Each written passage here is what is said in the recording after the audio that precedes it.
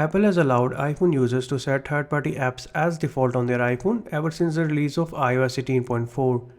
We have previously showed you how you can replace Safari browser and set Google Chrome or any third-party browser of your choice as default on your device. With the latest update, it is now possible for iPhone users to set Google Translate app as default translation app on iOS. In this guide, we will show you the steps to do exactly that. Start by downloading the Google Translate app from the App Store if you haven't got it already. After downloading the app, head over to the Settings app and scroll all the way down. Here tap on the Apps section. On the next screen, tap on the Default Apps option. When you're on the Default Apps section, tap on the Translation option. On the next page, you should see two or more options. By default, Translate would be selected.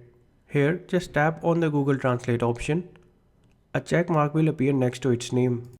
After changing this setting, you can translate any text and it will get translated with the Google Translate app.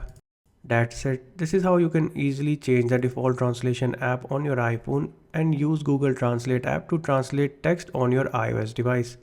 If you found this video helpful, then be sure to hit the like button and subscribe to our channel for more iPhone tips. Thanks for watching.